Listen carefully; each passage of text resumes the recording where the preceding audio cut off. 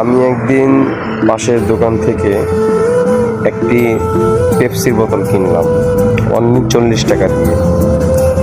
আর এটা যদি আমি কোনো বাসের থেকে নিতাম তাহলে এটার দাম হতো 45 টাকা, 5 টাকা বেশি।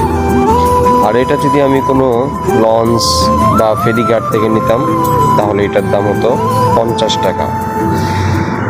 আর এটা যদি আমি কোনো 5 স্টার বড় হোটেল থেকে নিতাম তাহলে এটার দাম নিত 200 টাকা। আর এটা যদি আমি বাংলাদেশের এয়ারপোর্টের ভিতর থেকে নিতাম, ভিতরে রেস্টুরেন্ট আছে কিছু, ওখান থেকে যদি নিয়ে নিতাম তাহলে এটার দাম নিত 300 টাকা।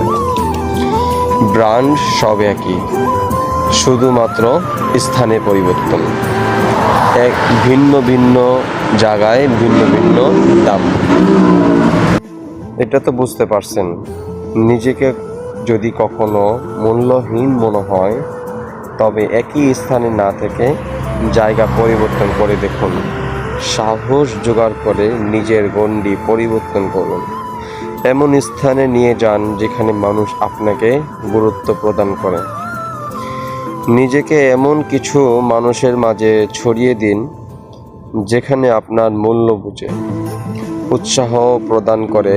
নিজের এমন প্ল্যাটফর্মে নিয়ে যান যেখানে আপনার মূল্যটা হয়ে যায় স্বপ্নের সমান।